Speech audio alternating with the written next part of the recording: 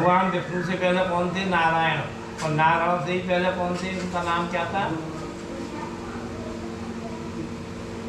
सत्य, सत्यदेव। तभी सत्यनारायण उनका नाम पड़ा। उनको देख करके भगवान की स्तुति करने के लिए नारद जी तैयार हो गए। भगवान नारद जी बोले कि महाराज, वाणी और मन से आपका रूप नहीं जाना सकता है, आपकी शक्ति अपार है, आपका आदि मध्य और अंत नहीं है, आप निर्गुण और गुणों की आत्मा हैं और आप सबके आदि कारण भक्तों की पीड़ा को नाश करने वाले, आपके लिए नमस्कार है। इसके बाद में भगवान स्तुति सुनकर के नारद जी से कहने लगे कि अरे नारद, तुम किस कार्य के लिए आए हो? किमर्थम आगतोऽस्मि त्वं किं ते मनसि वर्तते? और तुम्हारे मन में क्या है, कहो, मैं उन सबका उत्तर देता हूँ। नारद जी बोले कि महाराज, मृत्यु लोक में सब मनुष्य नाना प्रकार के क्लेश पा रहे हैं और अनेक योनियों से उत्पन्न हुए अपने पाप कर्मों से दुखित हैं। हे नाथ, कोई छोटा सा ऐसा उपाय बताइए जिससे ये कैसे शांत हो। यदि मुझ पर आपकी कृपा है तो संपूर्ण उपाय को मैं सुनना चाहता हूँ। भगवान कहते हैं कि हे पुत्र, साधु पुष्टम त्वयावस्य लोकानुग्रहकांक्षया यत्कृत्वा मुच्यते मोहा क्षुर संवदामिते। तुमने संसार की भलाई की इच्छा से बहुत अच्छा प्रश्न किया है, जिसको करके प्राणी मोह या से जुड़ जाता है। वह उपाय मैं तुमसे कहता हूँ। स्वर्ग और मृत्यु लोक में परम दुर्लभ और एक बड़ा पवित्र व्रत है। हे पुत्र, तुम्हारे स्नेह से मैं उसे प्रकट करता हूँ। विधि पूर्वक सत्यनारायण के व्रत को करके मनुष्य शीघ्र सुख को भोगता है और अंत में मोक्ष को प्राप्त होता है। भगवान के ऐसे वचन सुनकर के नारद मुनि बोले कि हे भगवान, उस व्रत का क्या फल है, क्या विधि है, किसने उस व्रत को किया है और वह व्रत किस दिन किया जाता है? ये सब महाराज विस्तार के साथ में बताइए। भगवान बोले, दुख शोकादि समनम धनान्यम प्रवर्धनम सौभाग्यम संसतिकरम सर्वत्रम विजयप्रदम। ये व्रत जो है दुख और शोक आदि को दूर करने वाला है, धन और धान को बढ़ाने वाला है, सौभाग्य और संतान का करने वाला एवं सब जगह विजय दिलाने वाला है। इसीलिए मनुष्य जिस दिन मनुष्य व्रत करना चाहे उस दिन श्रद्धा भक्ति के साथ में सायंकाल के समय ब्राह्मण और अपने भाई बंधुओं से युक्त हुआ घर में तत्पर होकर के सत्प्राणी का पूजन करें। नैवेद्यम भक्ति तो तद्या समाजम भक्त्यमुत्तमम। भक्ति बात करके सवाई मात्रा में सबको इकट्ठा करके भगवान को अर्पण करें और जन समुदाय के साथ में कथा को सुन करके ब्राह्मण को दक्षिणा दे और बांधवों के साथ में ब्राह्मण को पूजन करा दे।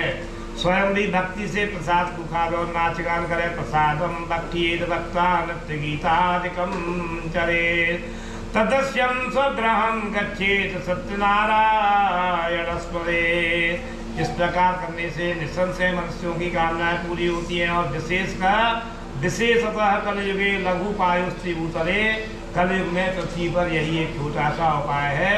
इस प्रकार सत्नारायण भगवान की सूजी बोले द्वितीय अध्याय आथान्यत् संबलवक्ष्यामि केनं तेन जलावजा काशीपुरे रम्ये भासी विप्रोति निधने।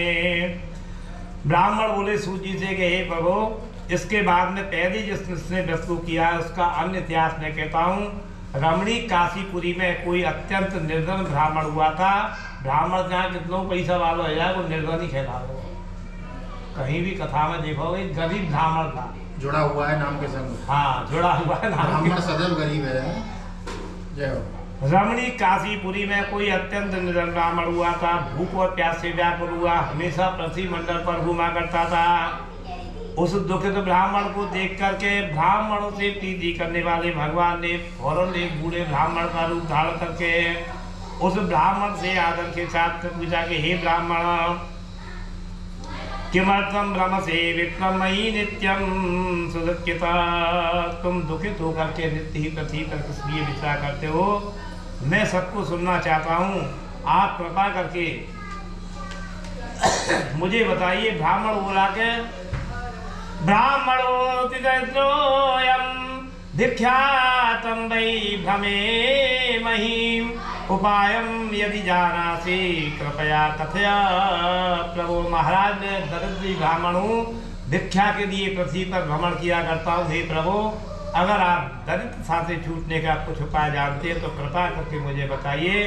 वृद्ध ब्राह्मण रूपी भगवान बोले कि सत्यनारायण भगवान मनोवांछित फल के देने वाले हैं, उन्हीं का तुम उत्तम और पूजन व्रत करो। उस व्रत और पूजन को करके मनुष्य सब दुखों से छूट जाता है। व्रत की विधि को भी यत्न पूर्वक ब्राह्मण से कह करके वृद्ध ब्राह्मण रूपी भगवान वहीं पर अंतर्ध्यान हो गए। ब्राह्मण देव ने जिस व्रत के लिए कहा था उस व्रत को मैं अवश्य करूंगा, ऐसा विचार करके वह ब्राह्मण रात्रि में निद्रा को नहीं प्राप्त हुआ, नींद नहीं आई उसको, जैसे कि तुमको नहीं आई था। नहीं आई, कल सुबह उठना है, जल्दी करना है, कथा करना है। इसके पश्चात प्रातः काल उठ करके मैं सत्यनारायण का व्रत करूंगा, ऐसा संकल्प करके भिक्षा के लिए नगर में गया। उसी दिन उस ब्राह्मण को बहुत सा धन मिला और धन से अपने भाई बंधुओं के साथ में उसने सत्यदेव का पूजन किया और उस व्रत के प्रभाव से वह ब्राह्मण से सब दुखों से छूट करके सब प्रकार की संपत्ति वाला हो गया। और उस काल से लेकर के महीने महीने में व्रत किया। इस प्रकार वह दूजी से सत्यनारायण का व्रत करके सब पापों से छूट करके दुर्लभ मुक्ति को प्राप्त हुआ। हे ऋषियों, सत्यनारायण के व्रत को पृथ्वी पर जब कोई करेगा उसी समय मनुष्य के सब दुख नाश हो जाएंगे। इस प्रकार भगवान ने महात्मा नारद जी से कहा था, हे ब्राह्मणों, उसको मैंने आप लोगों से कह दिया। ऋषिगण बोले कि उस ब्राह्मण से सुनकर के यहाँ पर पृथ्वी पे किसने इस व्रत को किया है। हे सूत जी महाराज, उस वृत्तांत को हम सुनना चाहते हैं। अरे राम राम मत करवाओ, कथा सुन लो, क्योंकि उस पर हमारी श्रद्धा प्रकट हुई है। सूत जी महाराज बोले कि हे मुनियों, जिसने पृथ्वी पर व्रत किया है उसे तो सुनो। एक समय में दुर्योधन अपने ऐश्वर्य के अनुसार विस्तार से बंधु और वरिष्ठ मित्रों के साथ सत्यदेव का पूजन करने को तैयार हुआ। उसी समय क्या हुआ कि वही काष्ठं च संसाप्य विप्रसं गृहमागयो। एक लकड़ी बेचने वाला लकड़हारा आया और लकड़ियों को बाहर रख करके ब्राह्मण के घर में उसने प्रवेश किया। प्यास के मारे बेचारा व्याकुल था। उसने व्रत करते हुए ब्राह्मण को देख करके प्रणाम किया। ब्राह्मण से कहा कि महाराज, ये बताइए कि आप ये क्या कर रहे हैं और इसके करने से क्या फल प्राप्त होता है, मुझे विस्तार से बताइए। ब्राह्मण बोला कि सत्यनारायण का व्रत है, इच्छित पदार्थों का देने वाला है, इसी के प्रताप से मेरे यहाँ पे बहुत सा धन दान आदि हुआ है। तस्य प्रसादाते सर्वं धन धान्यादिकं महत्। उस ब्राह्मण से व्रत की विधि को जान करके लकड़हारा बहुत प्रसन्न हुआ। प्रसाद खा करके जल पीकर अपने नगर को गया। सत्यनारायण जी देव का मन में इस प्रकार चिंतन किया कि आज गांव में लकड़ियों को बेचने से जो धन मिलेगा उसी धन से सत्यनारायण जी का मैं उत्तम व्रत करूंगा। ऐसा मन में विचार करके लकड़ियों को सिर पे रख करके जहाँ बड़े बड़े धनवान लोग रहते थे उस रमणीक नगर में गया है। तथा प्रसन्न हृदयं सुतक्तं कदली फलम। और उस दिन उसको बहुत सा धन उसमें मिला है। तब तो प्रसन्न होकर के केला के पके हुए फल सबको सवाई मात्रा में इकट्ठा करके अपने घर को गया। वहां जाकर के अपने बंधुओं के बुला करके विधिपूर्वक सत्यनारायण का व्रत किया और इस व्रत के प्रभाव से वह धन और पुत्र वाला हो गया और इस लोक में सुख को भोग करके अंत में सत्यपुर वैकुंठ को वह चला गया। वृंदावन बिहारी लाल की। इस प्रकार से सत्तावत करायाम द्वितीयोध्याय बोल सत्यनारायण भगवान की।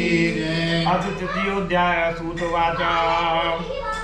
पुनर्गे प्रवक्ष्यामि शृणुसं मुनिसत्तमा। पुराचूल का मुखे नाम न पश्चाति महामती। सूत जी बोले कि अरे मुनि श्रेष्ठो, अब मैं आगे की कथा कहता हूँ, कथा करके आप सुने। पहले समय में उल्कामुख नाम का एक बुद्धिमान सत्य बोलने वाला जितेंद्रिय और विद्वान राजा हुआ था। नित्य प्रति वे मंदिर में जाता और प्रतिदिन दुजातियों को देख करके धन प्रसन्न करता था।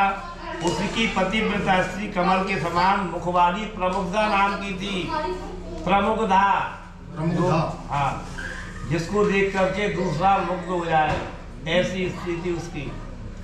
वे दोनों भद्रशिला नदी के तट पे सत्यदेव का पूजन करते थे। उसी समय में एक साधु नामक साहूकार व्यापार के लिए बहुत साधन लेकर के वहां आया और नदी के किनारे पर नौका को ठहरा करके राजा के पास में गया।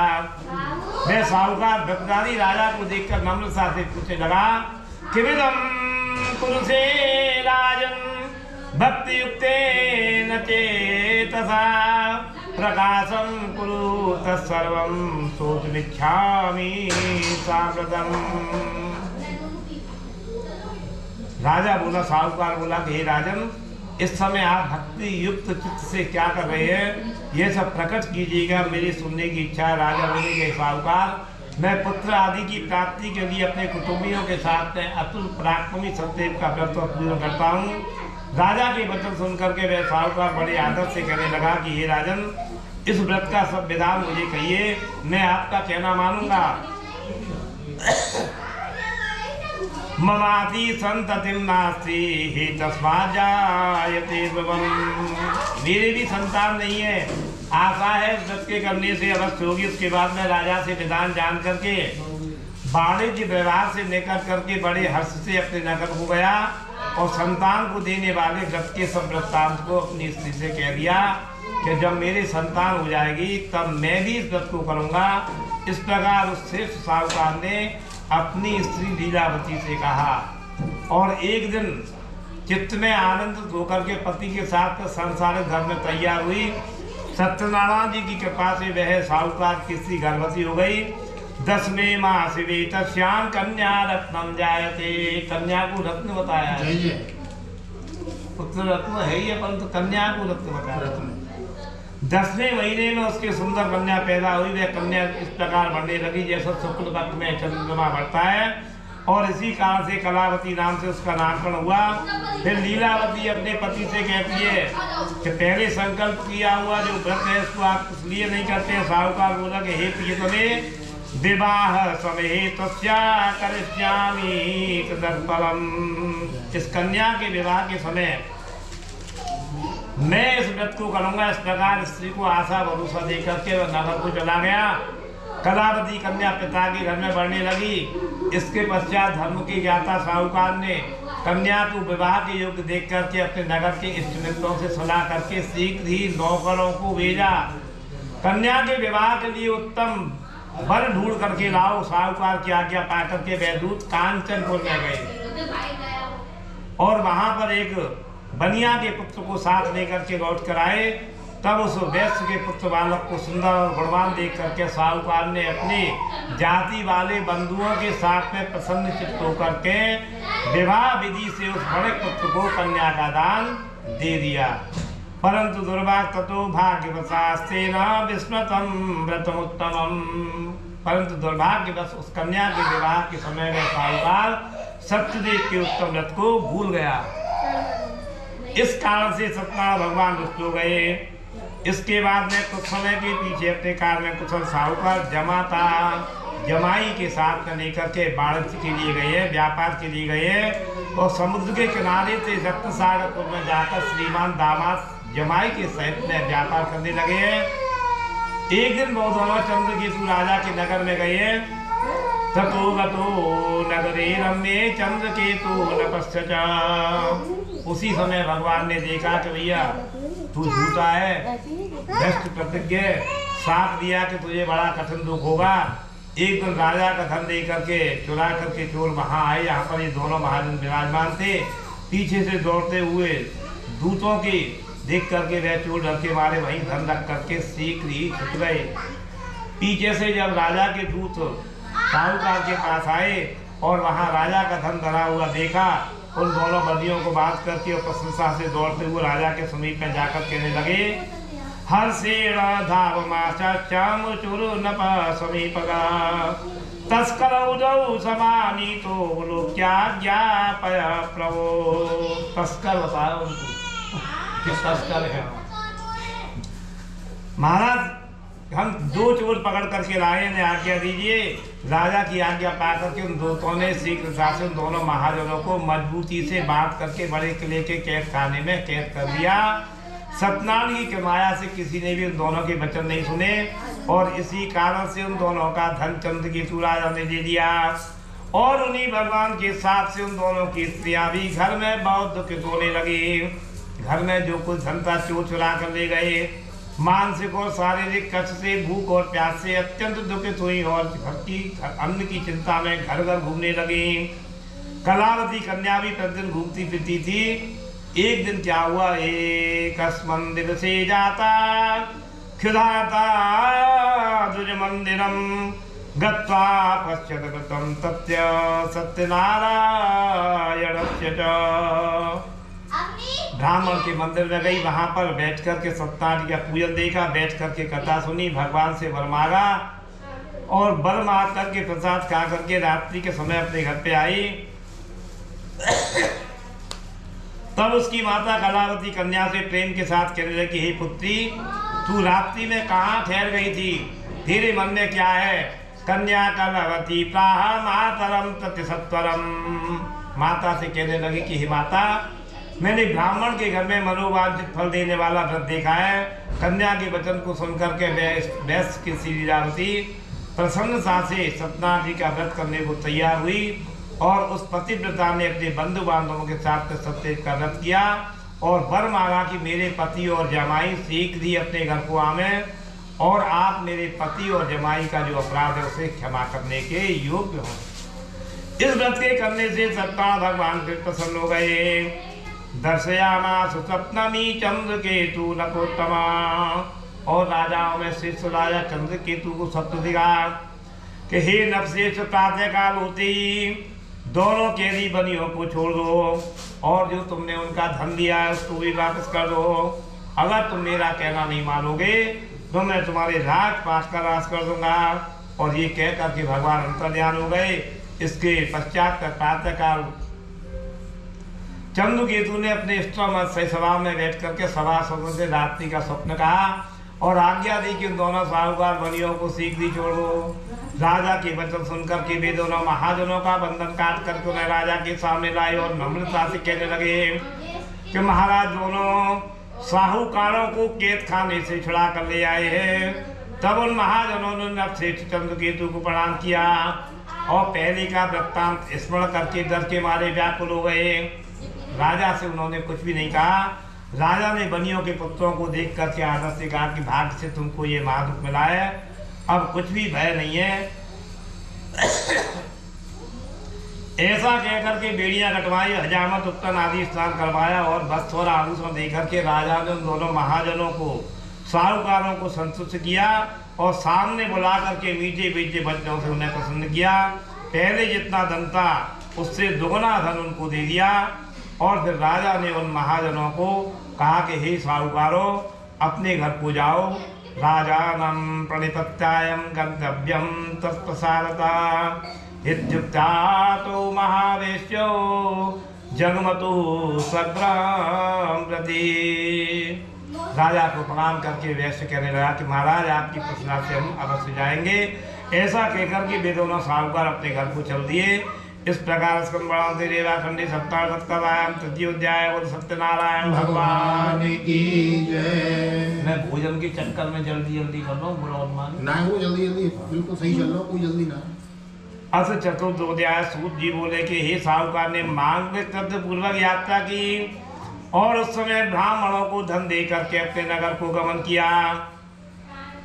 दूरे गतो साधु सत्यनारायण प्रभु जिज्ञासां कृतवान साधु कि बस्ती तव न स्थितम। साहूकार के दूर जाने पर भगवान ने जानने की इच्छा की और साहूकार से पूछा कि अरे साहूकार, ये तेरी जो नाव है इसमें क्या भरा हुआ है? तब भी दोनों मदांत दोनों साहूकार अनादर पूर्वक हंसकर कहने लगे, हे दंडी, क्या पूछता है? क्या तू हमसे रुपया लेना चाहता है? अरे मेरी नौका में तो लता पता आदि भरे हुए हैं। यह कठोर वचन सुनकर के दंडी स्वामी ने कहा कि तथास्तु, तेरा वचन सिद्ध हो गए। ऐसा कहकर के दंडी स्वामी उसके पास से चले गए। गते दंडन साधुश्च कृत्य निश्चक्रियं सदा उच्चिंता तरणी दृष्टा विस्मयं परमं ययुः। दंडी स्वामी के चले जाने पर साहूकार संध्या वंदन आदि नित्य करके और नाक को ऊंची ऊंची देख करके आश्चर्य बढ़ गया और लता पता देख करके तो बेहोश होकर के धरती पे गिर पड़ा। चेत जब हुआ तो चिंता करने लगा। उसका दामाद कहने लगा कि आप किस लिए शोक करते हैं? दंडी स्वामी ने तुम्हें श्राप दिया है किमर्थं क्रियते शोके शापो दत्तस्य दण्डना शक्तयेनेन सर्वं हि कर्तुं चात्र संशय। महाराज दंडी स्वामी ने तुमको साथ दिया, उन्हीं की शरण में चले, वहाँ वांछित प्रयोजन सिद्ध होगा। दामाद के वचन सुनकर के दंडी स्वामी के पास गए और उनको देख करके भक्ति और आदर के साथ कहने लगे कि महाराज आपके सामने हमने जो कुछ कहा था अपराध को क्षमा करिए। इस प्रकार बार बार नमस्कार करके शोक से व्याकुल हो गए। तब दंडी स्वामी उसे विलाप करता हुआ देखकर बोले कि तू देख, रो मत, मेरा कहना सुन, तू मेरी पूजा से विमुख होकर के हे दुष्ट बुद्धे, तेने मेरी आज्ञा से बार बार दुख पाया है। भगवान दंडी के वचन सुनकर के साहूकार स्तुति करने लगा। तन्माया मोहिता सर्वे ब्रह्माध्यास्थितिभो कसा न जानन्ति गुणान रूपम तवाश्चर्यमिदं प्रभो। साहूकार बोला कि हे स्वामी, आपकी माया से मोहित हुआ ब्रह्मादि सब देवता आपके गुण और रूपों को नहीं जान सकते हैं। ये बड़ा आश्चर्य है, आपकी माया से मोहित हुआ मैं मूड आपको कैसे जान सकता हूँ। आप प्रसन्न हो, मैं विस्तार के अनुसार आपका पूजन करूँगा, परंतु महाराज पहले जो मेरा धन था वैसा कर दीजिए। स्वार्थ लाभ करे सब प्रीति, मैं आपका पूजन जब करूँगा जबकि मेरा धन वैसा हो जाएगा। उसने भी शर्त लगा दी उसने, और मुझ शरणागत की रक्षा कीजिए। भक्ति से भरे हुए वचन सुनकर भगवान प्रसन्न हो गए। चाहा हुआ वरदान दे करके भगवान वही अंतर्ध्यान हो गए। नाक पे चढ़कर और से धन से भरपूर देख करके साहूकार कहने लगा, सत्यदेव की कृपा से मेरा मनोरथ सफल हो गया। ऐसा कहकर के अपने साथ ग्वाल वालों के संग में विधिपूर्वक सत्कार का पूजन किया और भगवान की कृपा से अत्यंत प्रसन्न होकर के यत्नपूर्वक नाक को जोड़ करके अपने देश को चढ़ा।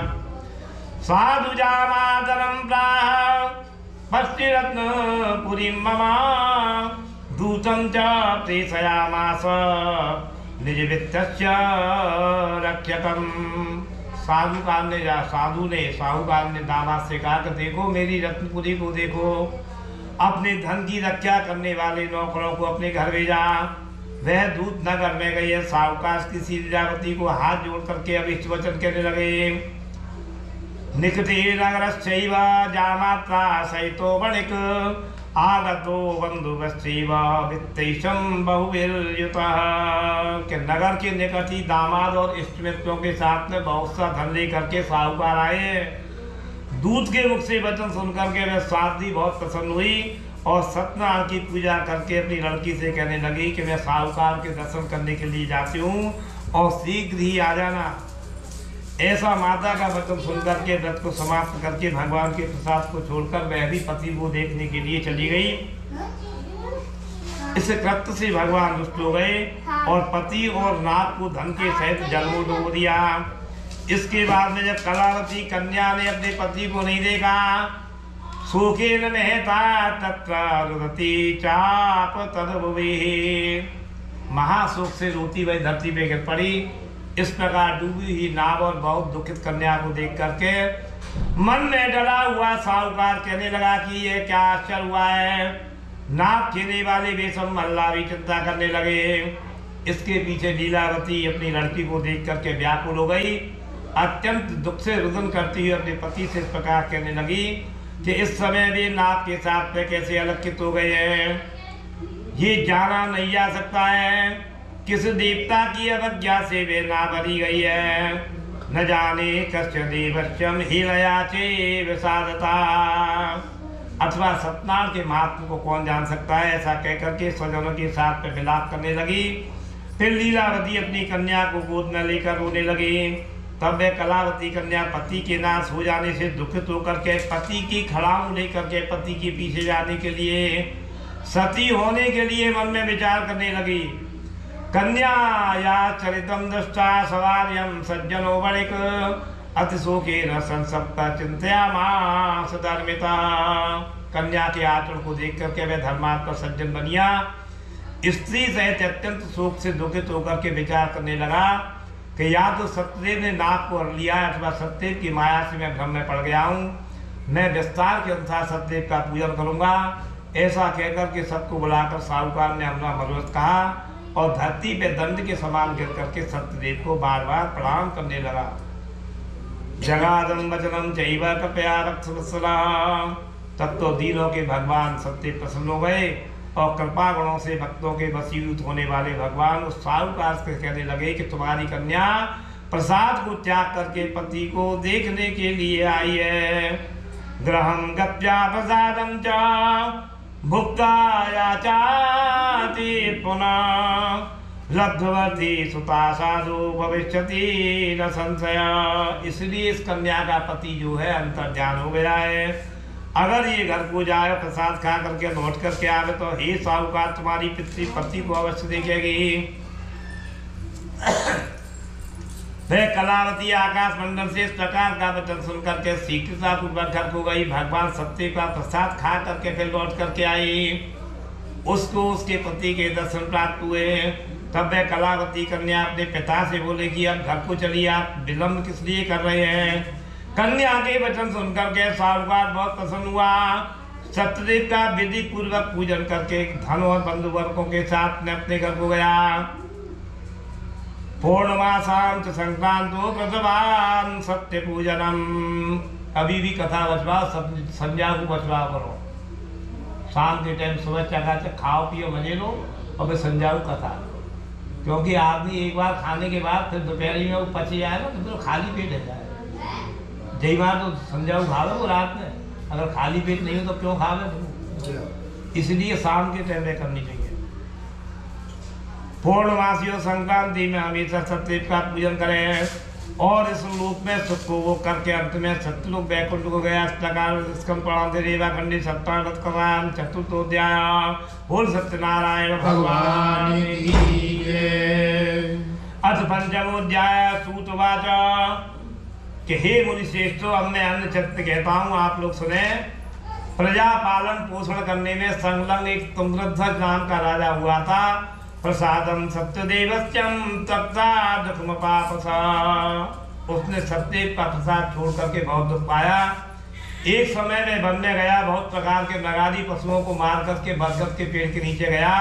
वहां पर उसने देखा कि ग्वाला लोग, अहीर लोग बंधु बांधवों के साथ में बड़ी भक्ति से सत्यनारायण का पूजन कर रहे हैं। किंतु वे राजा पूजन को देखकर अवमान से न तो वहां पर गया न उसने प्रणाम किया। उसके बाद में जब पूजन पूर्ण हो गया तो सब ग्वाला लोग प्रसाद को राजा के पास में रख करके और फिर वहीं आकर के उन सबने इच्छा अनुसार प्रसाद खाया। इसके पश्चात उस राजा ने प्रसाद त्याग करके बड़ा दुख पाया। तस्य पुत्र शतम नष्टम धन धान्यादिकं च यत् सत्यदेवेन तत्सर्वं नाशितम अमनश्यतम। उसके राजा के 100 पुत्र, धन धान्य आदि जो कुछ था वो सब नष्ट हो गया। राजा ने फौरन निश्चय किया कि सत्यदेव ने मेरा ऐसा नाश कर दिया है, इसलिए वहां चलना चाहिए जहाँ पे सत्यदेव का पूजन हो रहा था। ऐसा मन में विचार करके राजा ग्वाल वालों के साथ में गया और ग्वाला लोगों के साथ में राजा ने बड़ी श्रद्धा भक्ति से विधिपूर्वक सत्यनारायण का पूजन किया। सत्यदेव प्रसादेन धन कुत्तान्वितो भवत् इलोके सुखम भुक्त्वा चान्ते सत्यपुरम ययो। और सत्यदेव की प्रसन्नता से वह धन और पुत्रों से युक्त हो गया। इस लोक में सुख को भोग करके अंत समय में वैकुंठ लोक को गया। जो इस परम दुर्लभ सत्यनारायण के व्रत को करता है, भक्ति के साथ में मनोरथ रूपी फल देने वाली पवित्र कथा को सुनता है, सत्यदेव की कृपा से धन धान्य होते हैं। दरिद्रो लभते वित्तम मध्यो मुच्चेत बंधना। दरिद्री धन को पाता है, बंधा हुआ बंधन से छूट जाता है और डरा हुआ भय से मुक्त हो जाता है। इसमें सत्य है, कोई भी संशय नहीं है। मन चाहे फल को भोग करके अंत में सत्य लोक को वह जाता है। हे ब्राह्मणों, इस प्रकार आप लोगों से सत्यनारायण का व्रत कहा गया, जिसको करके सब दुखों से छूटा हुआ मनुष्य मुक्त हो जाता है। अधिकतर सत्यनारायण की पूजा कलयुग में फल को देने वाली है। विशेषतः कलयुगे सत्य पूजा फलप्रदा। केचित् कालं वदिष्यन्ति सत्यमीशं तमेव च। अधिकतर सत्यनारायण की पूजा कलयुग में फल को देने वाली है। भगवान को कोई काल कोई सत्य कहेगा, कोई ईश्वर कहेगा, कोई सत्यनारायण तथा कुछ लोग सत्यदेव कहेंगे। और भगवान नाना रूप धरो भूता सर्वेषामीप्स तत्पदा, नाना प्रकार के रूप धारण करके सबका मनोरथ पूर्ण करने वाले हैं। किंतु कलयुग में सत्यव्रत रूप सनातन भगवान होंगे। श्री विष्णु जी ने यह सबका मनोरथ पूर्ण करने वाला रूप धारण किया है। हे श्रेष्ठ मुनियों, जो इस सतदेव के चरित्र को नित्य सुनता है, सतदेव की कृपा से उसके सब पाप नाश हो जाते हैं। और जिन लोगों ने पहले सत्यनारायण का व्रत किया था, हे मुनीश्वरों, उन लोगों के अन्य जन्मों का वृत्तांत कहता हूँ। सदानंदो माता सुदामा ब्राह्मणो अभूत्, तस्मिन् जन्मनि श्रीकृष्णं ध्यात्वा मोक्षमपापः। बड़ा बुद्धिमान सतानंद सुदामा नामक ब्राह्मण हुआ और उस जन्म में श्री कृष्ण जी का ध्यान करके मुक्त हो गया। शास्त्रवार बहु बिल्बो ग्रहराजो बभूवः, तस्मिन् जन्मनि श्रीरामं सेव्यं मोक्षं जगाम वै। लकड़ियों का बेचने वाला भीम साधों का राजा हुआ। उस जन्म में रामचंद्र जी की सेवा करके मुक्त हो गया। उल्कामुख महाराज दशरथ नाम के राजा भये। रंगनाथ जी की पूजा करके बैकुंठ को चले गए। सत्य प्रतिज्ञा वाले धर्मात्मा दाऊ साहूकार मूलधर नाम के राजा हुए। उन्होंने अपना आधा शरीर आधे से कटवा करके भगवान को दिया, भगवत कृपा से मुक्त हो गए। तुंगध्वजो महाराजा स्वयंभुरा भवत्किला, सर्वान् भागवतान् कृत्वा श्री वैकुंठम तथागमात्। तुंगध्वज नाम के राजा स्वयंभु मनु भये सबको भगवत भक्त बना करके वैकुंठ को चले गए। इस प्रकार स्कंदे सत्तान पंचमोध्याय और सत्यनारायण भगवान की जय। बोल यमुने महारानी की जय। बोल गंगा मैया की जय। बोल यज्ञेश्वर भगवान की जय। बोल लक्ष्मी नारायण भगवान की जय। जय जय श्री राधे। आज आरती करा दो।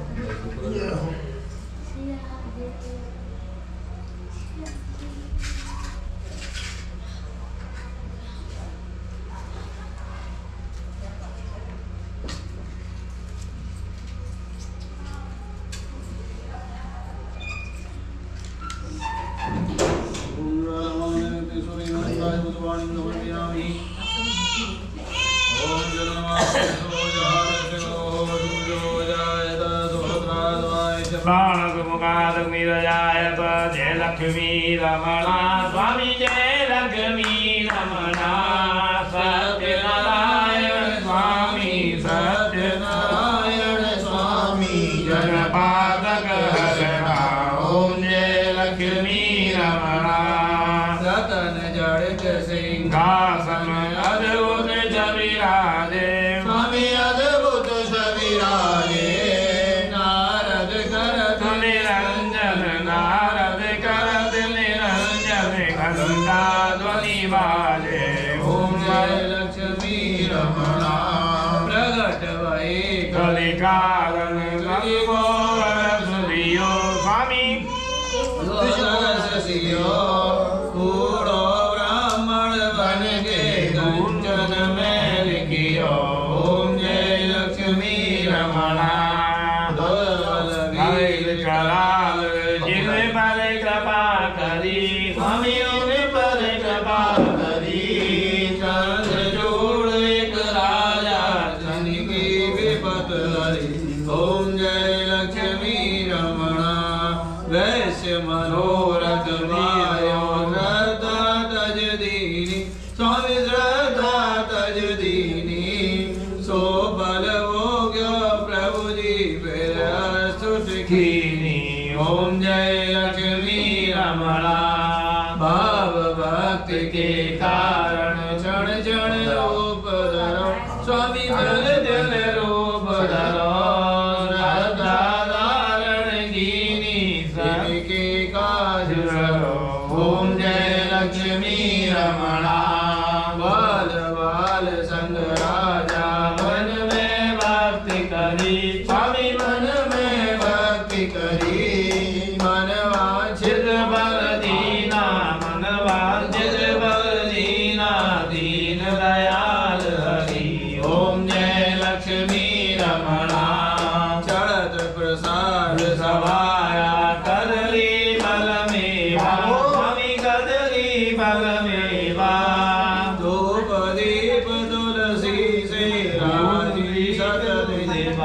ओम जय लक्ष्मी रमणा सत्यनारायण की स्वामी आओ कोई नर गावे स्वामी प्रेम सहित गावे कहत शिवानंद स्वामी कहत हरिहर स्वामी मनवांछित फल पावे ओम जय लक्ष्मी रमणा जय लक्ष्मी रमणा स्वामी लक्ष्मी रमणा सत्यनारायण स्वामी सत्यनारायण स्वामी जन पातक हरणा ओम जय लक्ष्मी रमणा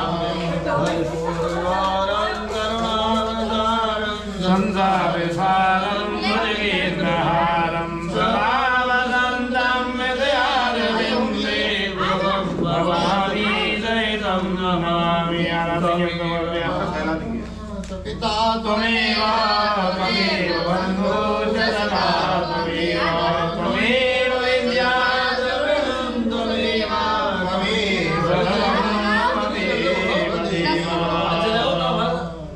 आराधिकं समर्पयामि केशराय लक्ष्मीनाराभ्यां नमः आराधनाभ्यां नमः जलिसीदिकं कुर्यात् ओम देव भोग शांति अंतरिक गुण शांति ही पृथ्वी शांति राव शांति लोकदेह शांति ही मनुष्यदेह शांति पृथ्वी देवा शांति ब्रह्म शांति सर्वं शांति ही शांति शांति ही सामा शांति दी ही सुशांति सर्वारिष्ट शांति भवतु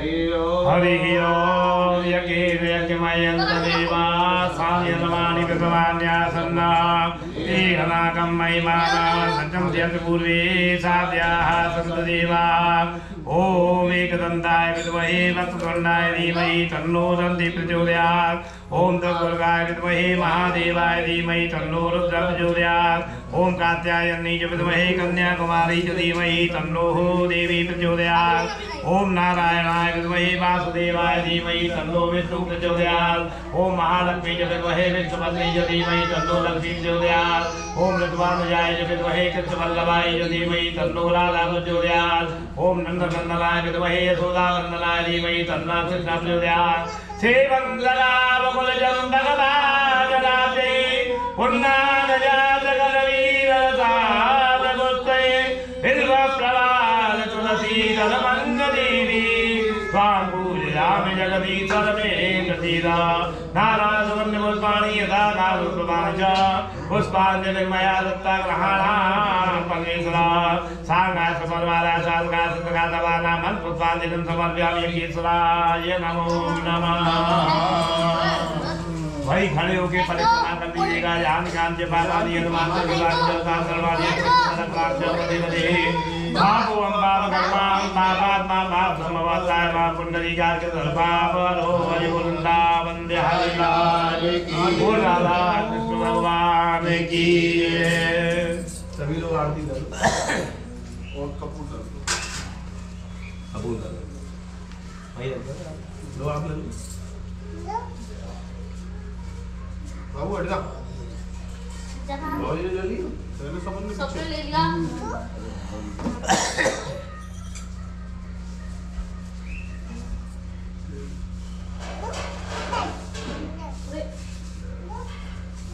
चलो चलो हाँ बैठ जा बिल्कुल आज बैठ जा पंडित जी कह रहे हैं बैठ भी आप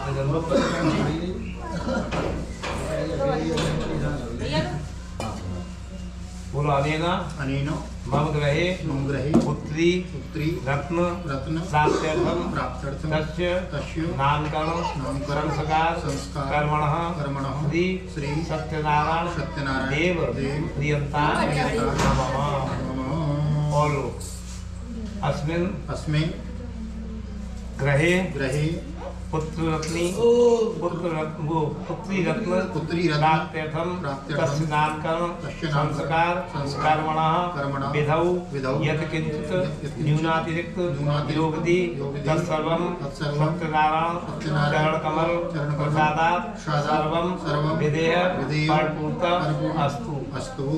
और ये अनेन मम ग्रहे पुत्री नामकरण संस्कार कर्मणः सत्यनारायण चरण कमल प्रसादात् वशिष्ठ गोत्रोत्तमम वशिष्ठ गोत्रस्य अपनो नाम लो राधेश्याम शर्मा सपत्नीको सफलमारोहम स एकमेस्तु बंधु बांधव भूतम संकल्पोक्त फला प्राप्ति अस्तु यदक्षर प्रदविश्वमासा हीन देवारो छड़वादो ओम यदक्षर प्रदविश्वमासा हीनं तजे तत्सदं चंदादे प्रसीदा परमेश्वर संसप्राय नमः। हाँ जी भोग लगाइयो विसर्जन कर दो हाथ में चावल दो बोलो लक्ष्मी जी गणेश जी रिद्धि सिद्धि सहित हमारे घर में हमारे व्यापार में हमेशा निवास करें। बाकी सब आवाहित देवता अपने अपने स्थान पे पधारे। फिर कोई पुण्य काम होगा तो फिर आपको पुनः आमंत्रित पुनर्गमनाय च। ओम तम गणे विष्णुयाम देवावसम देवेरमेतसवागुंसतनो विपति महिदेवहितं जयायु मंदादा सदा संतु गुणा संतु गुणा संतु मुद्रादेस्तव वृंदावन बिहारी लाल की जय। प्रसाद दे दो एक गोला और दे दो महाराज।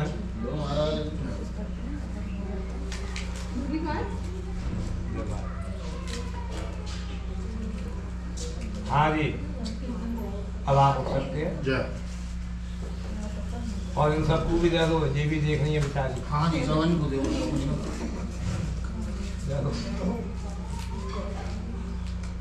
तो